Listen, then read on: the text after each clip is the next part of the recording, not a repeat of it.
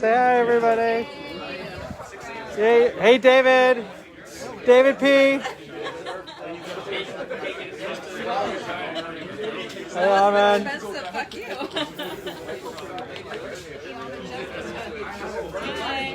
Oh, wait. Whoa, there we go.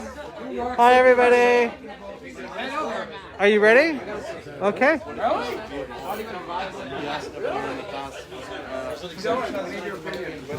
Who's rocking his center? Wait, I think Dylan's trying to get it there too. Handsome guy here. Hello, everyone. Hello, Stu.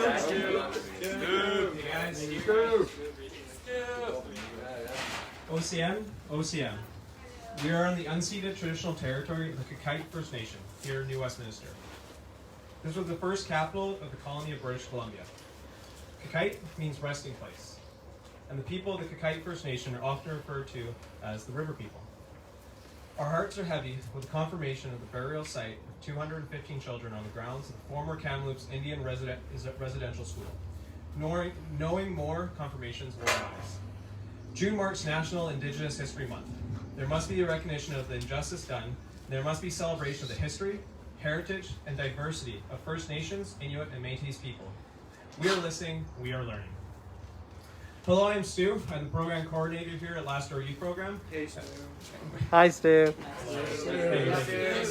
And we are here with our kickoff event for our 25th years of service to our community and to the people we work with.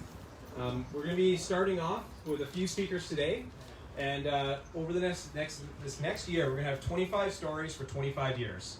So look forward to them and be watching out on our social media and our Facebook pages because those stories and videos will be coming out. We will also be having, at the end of the year, a in-person event, COVID depending.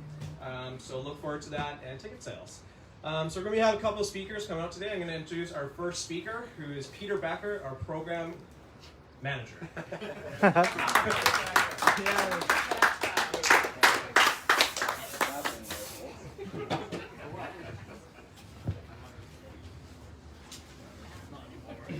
Good afternoon. I'm Peter Becca, Program Manager for Last Door Youth Program. And I've been asked to take a few moments to share about what it feels like to work at Last Door Youth Program. And first off, I just want to say, wow, 25 years of service. Seems like yesterday we were this was a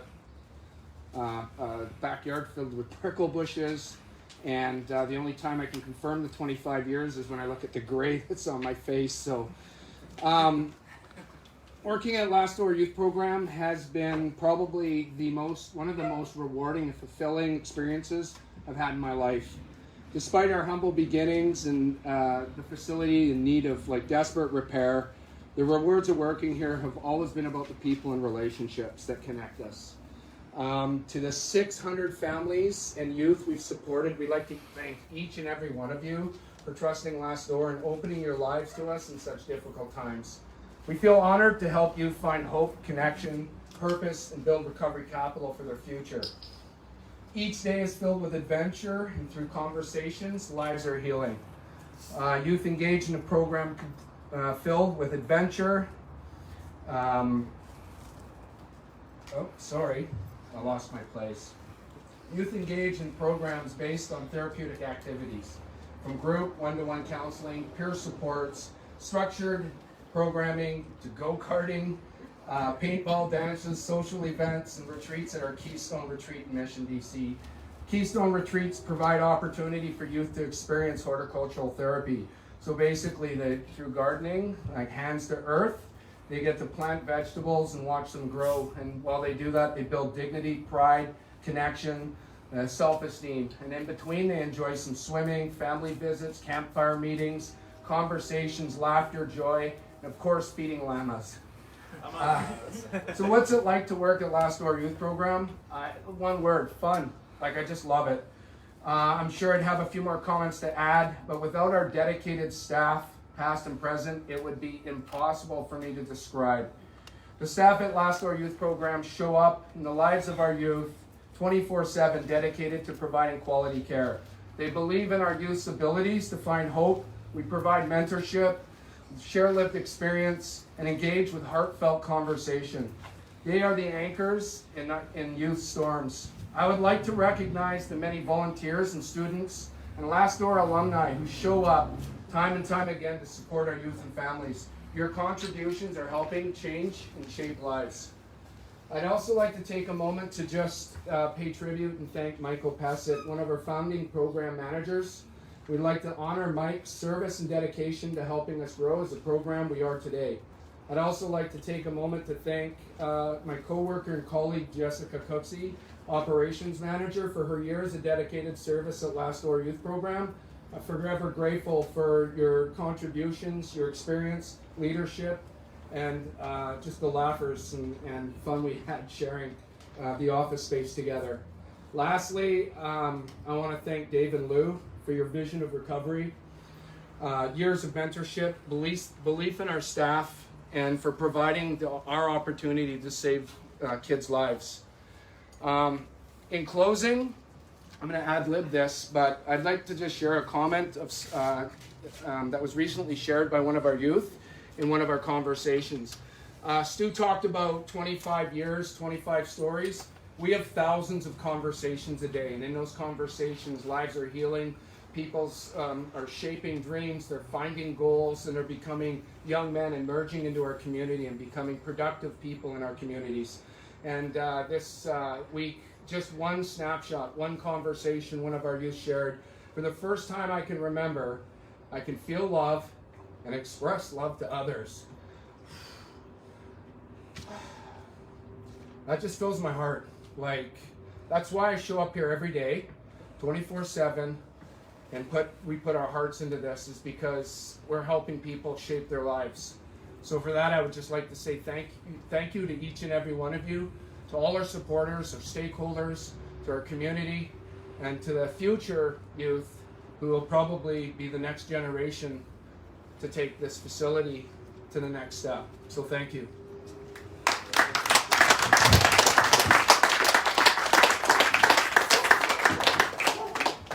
Thank you, Peter. And our next speaker coming up is one of our own alumni, Alex.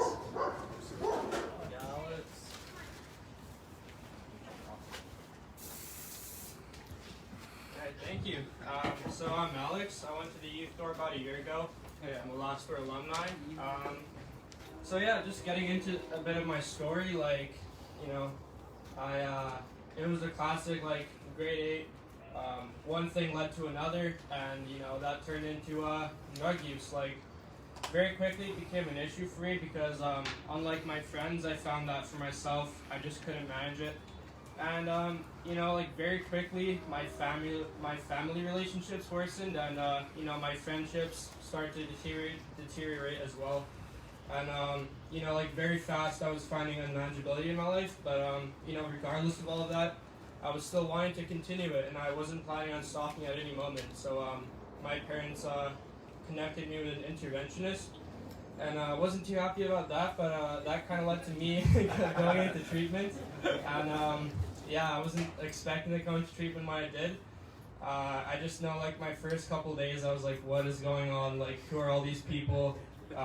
You know, like, I was 14 years old at the time, like, just turned 14, and everybody else in the house was, you know, like 18, like 17, 18, and it was really weird. Like, I was just feeling really, like, you know, what is going on? And so, you know, after that, it's like people introduced themselves to me, and you know, they were very nice, and they kind of just, like, told me their story, and I actually related to most of it.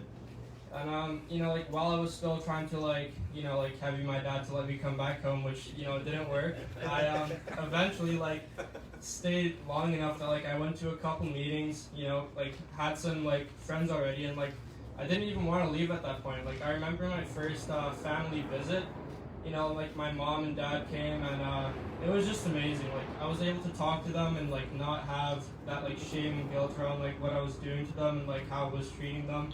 And they were very happy to see me, which was really weird because, you know, before I would just kind of come home and go into my room, like, I wouldn't talk to them at all.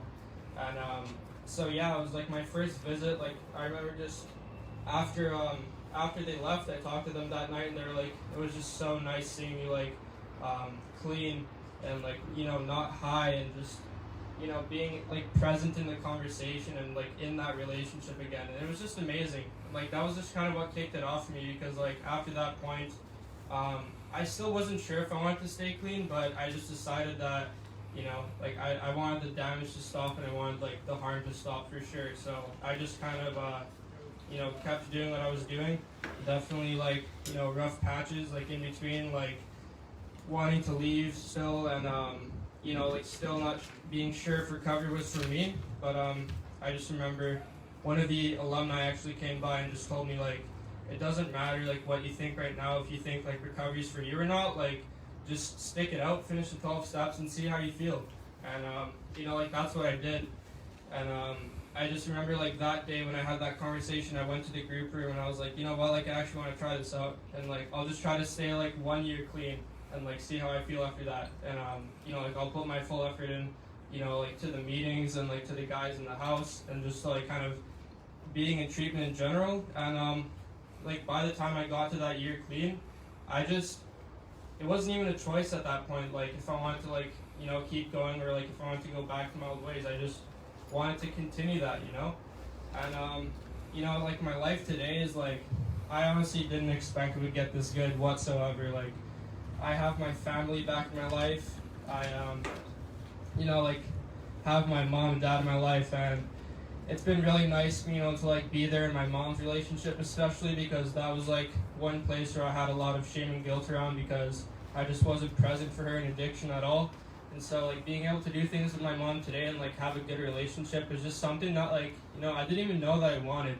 Like these are values that like I didn't have, and like normal 15-year-olds like don't have, right? Sorry, I'm losing my voice a little bit. But yeah, and like alongside those rebuilt relationships, I also like have a lot of fun, and like I have a lot of friends today, and like I, you know, do things every single day that I enjoy doing. And that wasn't something that I thought was possible without drugs.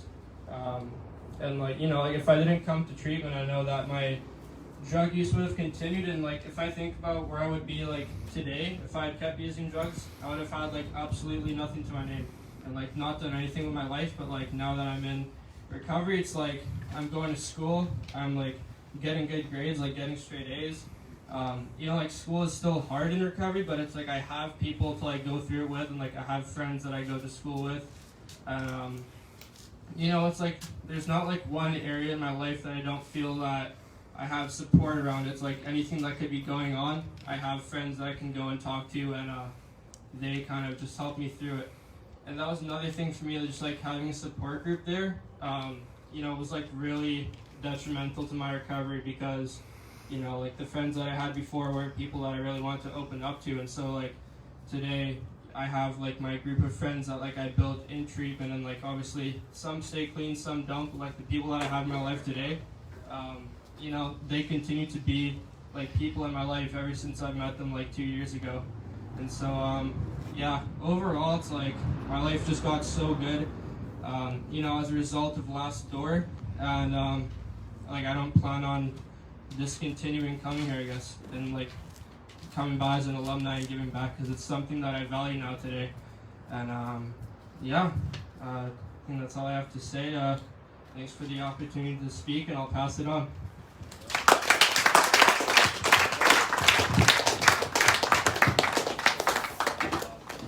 Awesome, Alex. And of course, we always have to get the mom's perspective. So if Chris, you want to come up? Give a little spray here. There you go. Thank you. Well, thank you so much. I'm so excited to be part of the Last Door Youth Program's 25th anniversary celebration. My name is Chris, and I am a grateful alumni parent. Promise I thought I wouldn't get weepy, sorry. And I want to share a little bit, for those that know me, I am crying Chris, so there you go. A little bit about our youth door experience. 2.5 years ago, our family was in absolute chaos. Addiction had taken over our son, and it had taken over our lives.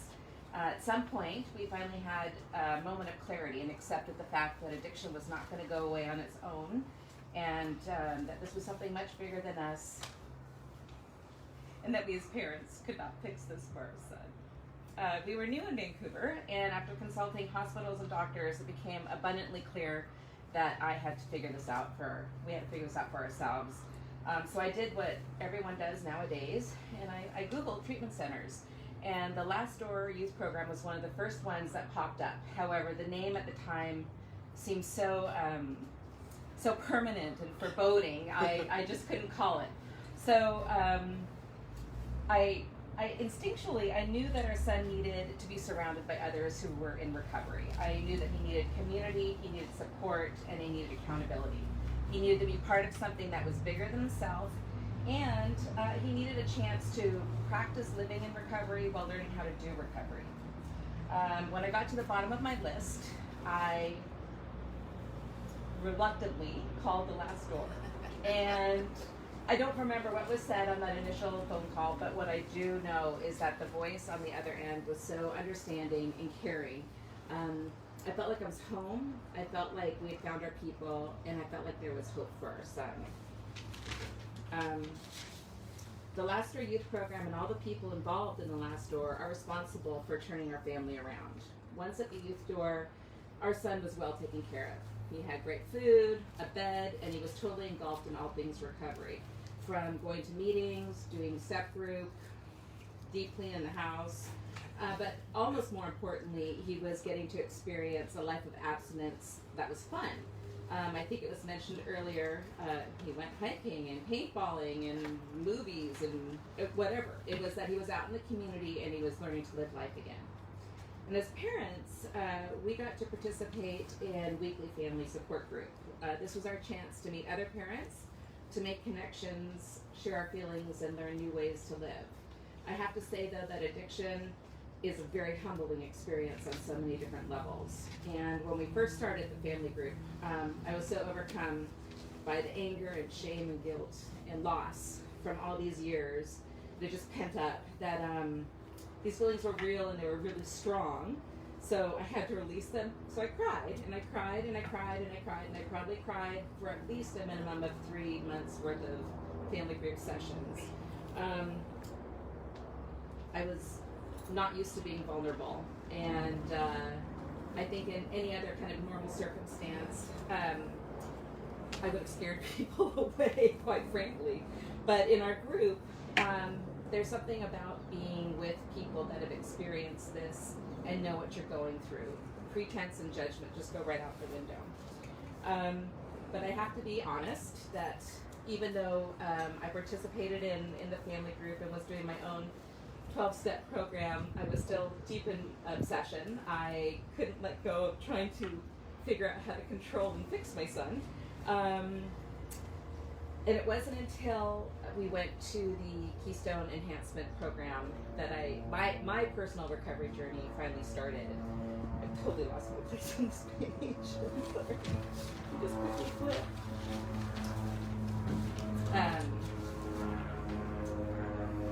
This was an incredible program. It was 4 days long, and it was a game changer for myself and ultimately my family.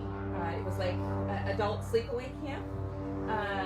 We stayed up late, we ate lots of food, and we laughed and we laughed. And I honestly, I couldn't remember the last time I had laughed like that. And we learned a lot as well. I learned that hiding in the shadows of addiction hiding in the shadows of addiction had left me, just like my son, isolated, lonely, and lost. The only difference was now he was surrounded by friends full of hope and life and exuded confidence and energy, and I wasn't. It was at Keystone that I discovered that I was spending way too much time focusing on my son. I was neglecting my partner and most definitely neglecting myself. My life was really woefully out of whack. But the good news is I left Keystone renewed, with a renewed sense of hope, not just for my son and my family, but I felt for myself. I felt empowered and excited about what was to come. I had lots of thoughts on the concept of recovery, but in the context of this situation, for me, recovery is having gratitude, connection, and hope. It's witnessing your loved ones, as well as yourself, find a new sense of self, experience a renewed zest for life, and most importantly, to grow as individuals and as a family. Recovery allows us a way to live our best lives. Because of this youth door program, our son is content and healthy. He continues to grow into a confident, honest man who exhibits integrity, compassion, and a strong sense of self. He has incredible friendships and supports and is dependable and is able to ask for help. As parents, we now get to sit back and enjoy watching him learn from his successes as well as from his mistakes, knowing full well that he has a community to support him no matter what. Is everything perfect? No. Life is not perfect. But there are many twists and turns. But thanks to the last door, we now each have our tools, we have our programs, and we have our supports to help guide us on this lifelong journey. When I look back now or think back of the last door, I'm still overcome by the finality of its name, the last door. This name was once represented something so daunting to us. It has now become our first door, really. It's where we choose to go when we want to share or give back, to ask for or offer help, or to simply just reconnect and feel grounded again. The last door has become our extended family. It's a place that brings out the best of us. It's a place that rebuilds lives. And for that, we're very, very grateful. Thank you and congratulations.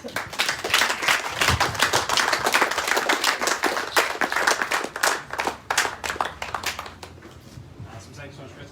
I'd like to invite up our Director of Operations, Jessica Cookson.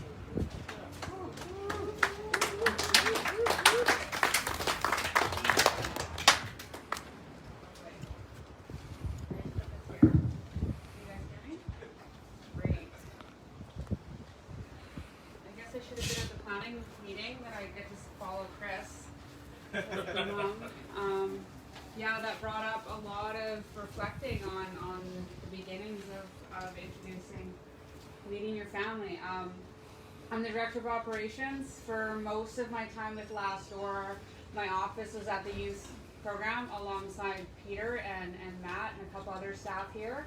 And you know, we picked this property because it was zoned and it was licensed, and we had to, you know, it's coveted in New West having licensed and zoned properties, so we had to work with what we had. And what we had was a house that was barely standing with a really small staff team, and we had no idea how we were going to do this. We just know that we needed to do a youth program.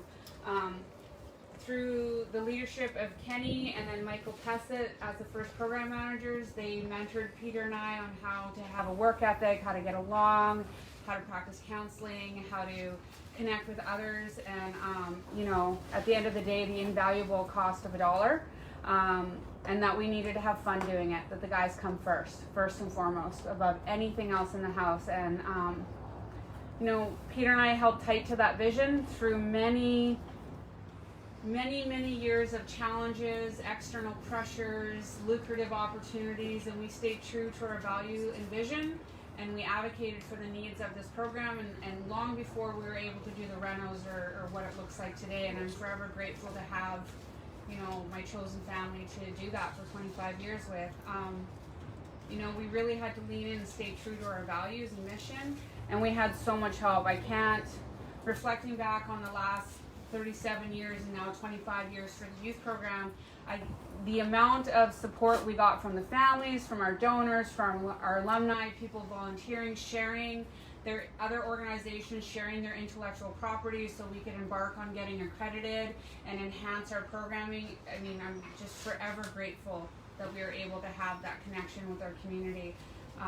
Like Chris said, that many people often describe Last Door as a sense of connection. We feel connected to each other. A lot of us walk into these doors hopeless and angry and resentful, but you know, that sense of connection is almost static in the air. And you know, 25 years is a pretty profound milestone. I used to be almost the same age as the youth, and now I'm older than their moms, so that's kind of, you know, and we are one of a very small handful of programs that have stayed true to providing abstinence supported therapeutic environments in BC. You know, and with that came pressures and criticism, and as a result, for myself, I really wanted to capture what we do, and you know, we strove to become accredited through Accreditation Canada. We maintained our licensing, we expanded our staff team. Our staff continue to pursue practice-based evidence and evidence-informed training and education. We're now being consulted as experts. I don't really know what that means, but you know, I like the title. You know, and as a result of hiring previous service users, we recover out loud. We are the hope carriers. You know, we're the champions. We share recovery freely in our communities. We don't hide it. And as a result, I feel like that message is spread throughout BC and Canada, and more families, like Chris mentioned, know how to reach out, and there's a hand there to support them in finding, you know, where they need to be. And you know, I do want to emphasize that as a result of recovering out loud, we're able to carry that message that recovery is not only possible, it's probable when you have a network of resources to use. And part of being forefront in this recovery-oriented kind of practice for programming is that we got criticized that recovery doesn't work. And I started looking into the research, you know, off the side of our desk. Matt and I started researching and reading up on these and finding the evidence about recovery capital and trying to find a way to show how we measure recovery. And as a result of that, a small little team of Glassdoor, we worked together, and with the support of our board, we were able to develop the My Recovery Plan. And that is a process that places the recovery in the hands of the guys rather than in the hands of our program. It's their recovery, it's their journey. We just have the privileged responsibility of walking alongside someone as they find out what their life is going to look like and help them build a life worth living. We're not here to fix them or treat them. We're here to walk alongside them and help them discover what they need for their own lives. And you know, when we first started, it was about the identified, you know, substance user, that they were the problem, they needed to be fixed, they needed treatment. And what we found is that it was the families that were broken. They were heartbroken, their connections were shattered, they were scared, they were, you know, isolated, and the high cost of addiction and a toxic drug supply continue to drastically alter the families in British Columbia. And I do want to send, you know, I want to take a moment to acknowledge the losses that we've all felt over the last couple of years. And I hope that you know that if you ever need help, that you can contact Glassdoor, and we'll do our best to connect you with any resource that you may need. You know, and when I think about the parents and I think about their individual stories, what we know is that addiction doesn't discriminate. Yes, there's intersectionality that definitely, you know, can impact how addiction shows up in the communities and the families, but we know that it doesn't discriminate. It's not as a result of something that you did wrong as parents, or that, you know, you're the bad family. It doesn't, you know, it can happen to anyone, you know, and recovery can happen to anyone as well. And you know, when we look at how we design our organization, our board of directors is composed of previous service users, so that as a staff team, as we grow, as we become more professionalized or accredited, that we stay accountable to our vision and values, that we are held accountable by a board of service users, so that we can always stay true to our vision and values. And you know, recovery just isn't about abstinence. It's not just about someone's relationship with substances. It's not about resolving the issues or reducing the symptoms of mental health. It's really about building a life worth living, you know. And when I think about building a life worth living, I think about all the families and all the individuals that have trusted us, you know, that have walked in feeling, grieving the loss of what they thought their family was going to look like, carrying that hope that maybe their future could be different, and then healing and having wellness. I just want to say with gratitude, we are really grateful for the learnings that the residents and families continue to teach us, and we do not take your trust lightly, and we will do everything we can to continue on this legacy. And thanks for David and Louise, thanks for believing in us and weathering Peter and I's growing up. And yeah, and thanks to the guys. You guys make our life fun. You know, you definitely make us laugh every day, and sometimes infuriate us. But I'm also, you know, I'm always learning something new, and I never ceases to amaze me the resilience and the commitment that you guys have when you practice recovery. So, thanks.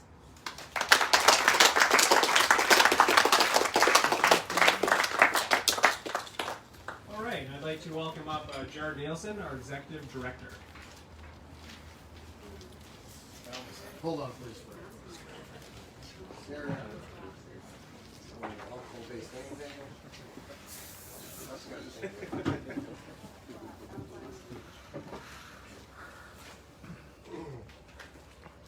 Hello and welcome everybody to Last Door Recovery's Youth Program 25th Anniversary. I'm Jared Nilsson, I'm the Executive Director here at Last Door Recovery Society. I think first of all, I'd like to thank all the previous speakers, especially listening to Alex and to Chris.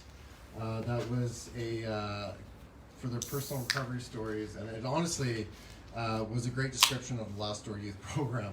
So we should probably just get that on our website. That was fantastic. So these are the types of things that you expect when you come to Last Door Youth Program and far exceed. These are the stories that we get to hear every single day, day in and day out at Last Door. I'd personally like to say thank you to all of our past and present youth program staff that made this 25th anniversary possible. As our newly appointed executive director, I'm extremely excited to see what we can accomplish in the next 25 years at our youth program. Our future is continuing to develop the youth as stakeholders within their respective communities, leaders within their own recovery communities and within ours, and most important, developing a sense of value and belonging within their own family systems. Thank you to everybody that has supported us, especially our alumni, the families, the neighbors often have been our biggest supporters when we needed them the most. I'd also like to say thank you to our local businesses like Van City, who often open our clients' first bank accounts, or the clients that have torched their credit. So thank you for that. I'd also like to say thank you to another local business as well. These are just one of many examples. Accurate Lock and Safe, who will stamp our clients' clean dates on their keys for their forever homes. Just so you know what a forever home is if you go through Last Door, you get to keep your key. It's a big symbol of what we do. And actually it will open up all of our properties, which sometimes isn't the best thing, but we're still okay with it. I'd really like to say thank you to the City of New Westminster, City Council, Mayor Cote. Without your support for recovery, it would be a lot harder to do the stuff we want to do. I'd also like to say thank you to our community partner, Westminster House, who also recently opened up a youth girls facility. With all these relationships, we have been able to transform New Westminster into the recovery capital of Canada, which I am extremely proud of. Of course, right? It's a big feat. It's a really big feat. Of course, none of this would ever be possible if it weren't for the lifelong support and dedication of our founders, David Patlis and Louise Cooksey. I think from everyone here, I'd really like to say thank you both for building us this legacy to take care of. So thank you. I also get the honor and privilege of having my friend and mentor, David Patlis, come on up. Want me to spray? I can spray your hands. Want me to spray your hands?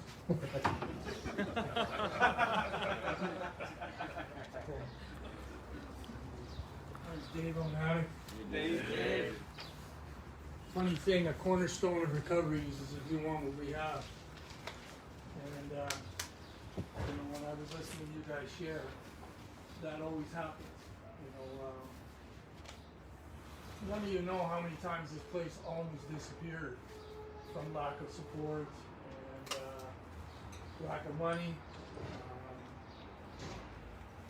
But the desire and the need is always there. I think for probably 4 or 5 years we didn't have this, but I worked with a lot of young guys, and they would put people in my care. Which, they put Pete in my care. They sentenced him to me rather than jail. And I remember when the judge did it, I was like, yeah, okay. So I became a specialized resource for crazy people, young crazy people. And there's a lot of reasons why. It's funny, like, in the beginning, the guys that would come to the door, here's the referral. The guy tried to burn down the last place, then they call us. The guy stole the counselor's car and punched him out. gets referred to us. The guy just did 31 years in prison and shows up with a handful of needles that look like a bouquet of flowers, wanting methadone and free needles. Got referred to us, you know what I mean? And it was a reputation of some really hardcore shit: the street, jail, violence. I mean, you had really screw shit up to end up here, and like it would be a bit rough, but what happened was guys started coming together, and those same guys that had stories of youth prison, Boulder Bay, you know, stuff like that, they would say those were their best experiences. And what was happening out the door was they were starting to have that best experience. We started out, let's just put some good food on the table. Well, that makes people happy. We like to eat, you know. Guy's gonna leave on Friday. Well, why are you leaving? Fuck you, I'm leaving, man. I don't want to do this. Well, we got pizza coming. Okay, I'm gonna stay for pizza. And then on Monday he's still there, and I'm like, well, you stayed. Oh, it's good pizza, man. and guys would say that, you know, why did I stay? Because somebody took me for a walk. Somebody bought me a burger, sushi, you know, pizza. Another day, I just felt different. And it's just surviving that initial insanity in your life, your family's life, to take that first step to, hey, maybe I could do this, you know, have a little bit of fun, have some laughers. I hadn't laughed in a while, and I got clean, and we were having some laughers. And I mean, it's funny, food tasted better, music sounded better, I felt better, and I didn't even realize how screwed I was until I had a little clean time, and I was just like, how did I live like that? I was depressed, miserable, angry, out of my mind. Everything was a problem. Everybody was mad at me. And I didn't want to do anything about it. Run away. And I got around some guys that were doing it. And part of that, for me, was to be a volunteer. I volunteered at the door. And, you know, A&W root beer, mug full of coffee, good game of chess, being around guys doing recovery. When I had nowhere to go, I always came to the door, and I volunteered a lot. And then they offered me a job, and I'm like, I don't work here. I want to volunteer. And, you know, most people hate you, I said to the guy who offered me the job. And I got caught up in the spirit of the whole deal, man. And it's funny, I wasn't having a hard time staying clean. I was 23 years old. Like, I'm over 60 now, right? And I got my heart. And part of it was this, your energy, and saved my life. And you know, they were going to close the door down. The guy running it couldn't do it anymore, and I don't like what he was doing anyway. And so I bought it. And that'd be a good way to stay clean. Have your own program, right? You know. So I bought the whole thing, and I fired everybody, and got a bunch of my friends who were doing recovery to volunteer, and we started. There was a beginning, like that's what Pete meant, humble beginning. We got no money, place was pretty beat up, no support, but we got this part here. And we stuck together, and we proved ourselves. And so when it came to working with the youngsters, I'd get the odd referral. The guy would be 17 or 18, getting kicked out of care, and they got nowhere to send him other he's on his way to prison. They say, well, do you think maybe? Well, there's Pete, right? And I'm like, yeah, okay. So what I would do is I would put 6 of them in the basement because they're so noisy and so cranked up that the older guys, I remember one day that about 9 of them, like a committee came to me and they picked Pete as their target, and they said, tell you what, if you don't get rid of him, we're all leaving. So I go, well, I got a coffee and think about this one, and so I go have a coffee, I come back, I go, okay, you can all leave. If you can't help him, we have nothing. And so then they walked away, have a coffee, go think about it, because I was serious. And they came back and they said it was their mission to try and save Pete. And in doing that, save themselves. So that's where it comes from. That's, you know, how this grew, right? Yeah, you got the books and the literature and the meetings and everything else, but you could have that and still have nothing.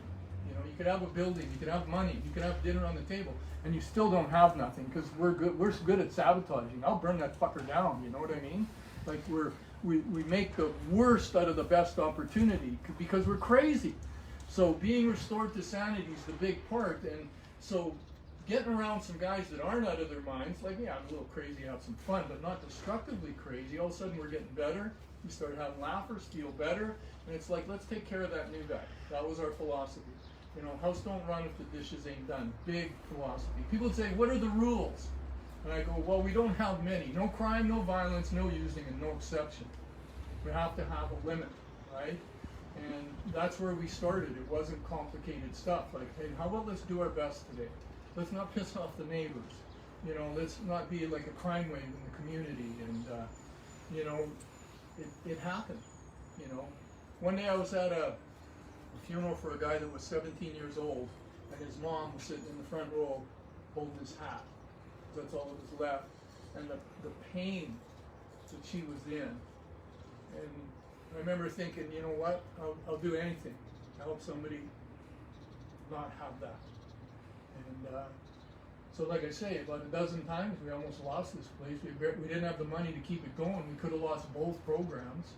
And we would rally the forces and throw our money in the pool and put dinner on the table and go another day. And then, you know, doors would open, opportunities would happen. You know, we did a little bit of support, you know, and the program solidified into a solid place. That the best thing we can ever do is when somebody calls, you know, whether it's you calling or your mom or your dad's calling, to be able to say, you know what, it's going to be okay, you know. And we believe it, they don't, but we do, because we have this, and we have you and your energy, and we have this program that helps that energy develop. And well, it's been a lot of years now, 25 years. 25 years ago, they told me I couldn't work with youngsters anymore. So that's where this came from specifically. I had those 6-8 guys, sometimes more. I'd lie about how many people I had. We put beds everywhere. We're trying to survive. And our guys are going back to school, back to their families, getting good jobs, getting connected, staying clean, like looking good, feeling good, having relationships, feeling love, feeling all the good stuff. And in their programs and some of the others ones, well, they're getting stabbed and they're getting sexually abused and they're getting loaded and they're going back to prison. And so when they told me I couldn't work with youngsters anymore, I'm like, why? Well, we don't want them around adults. Something bad could happen. I go, what could happen? They could get influenced, positive influence, you know, they could learn, they could be affected. So I'm like, yeah, okay, whatever. They said, well, we'll get a bunch of committees together. Corrections, mental health, social services, and we'll sit down and we'll make a plan. And I'm like, whatever. And I split, and I found this building, which was just a turd. The last people that were in here were actually having campfires in the kitchen. The place was destroyed. It was going to be demoed, but it had that zoning. So I talked to the owner. He charged me 5 times what it was worth, and I'm like, okay. And we started the youth program. 3 years later, that committee got back to me. Okay, we're ready to have that sit down and get something going. And I said, well, I tell you what, we already been going 3 years. If you guys want to come have a look at what we're doing, I'll welcome you. Here's where we're at. They weren't interested.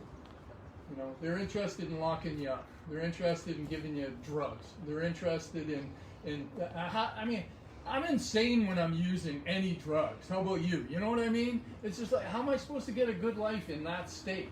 So to get clean, to feel better, to have some common sense and some value in life, it's really powerful stuff.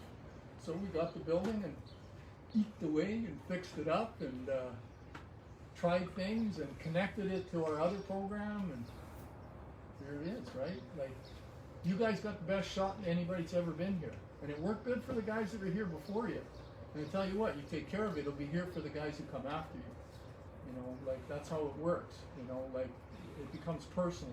I remember walking home from a meeting one time, or walking back to the door, and I said to the guy I was with, hey, let's go home. And it struck me, I hadn't said the word home in a long time. You know what I mean? I hadn't been home or had a home since I was 14 years old, maybe. And we were going home, and that's how I felt about this. That's how I felt about the door. And other guys were feeling that way too. And what happened was once you have that feeling back, when you do go home, you feel home.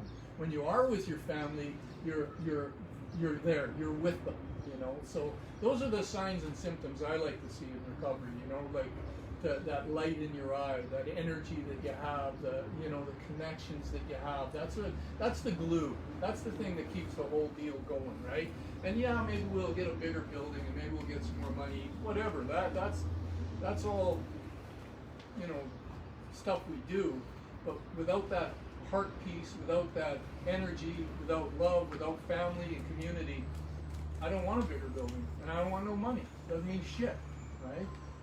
If they give us money, we'd do something pretty interesting with it, but I won't refuse it. But I won't take it. I've told Jared, I'd never take it if there's any strings attached, because right away, well, we want to do things our way. One time a guy did a tour of the whole place, he was, you know, and he's like, wow, this is incredible. And the next words out of his mouth was all the things he would do to change it. And I'm just like, you just don't get it. They don't get the experience. So Last Door Youth Program is an experience, you know, that'll pay off in your life, like in spades. Like you can't lose, right? It's a win-win. I mean, look at Pete as an example. He's completely nuts and he's still clean, right? Has a good life, he's a good dad. You know, like when he shares from his heart, it always gets to me, you know. So was it worth it for me to walk into that courtroom and do that? Yeah. You know, so that's the humble beginnings, eh, Pete? Thanks for listening.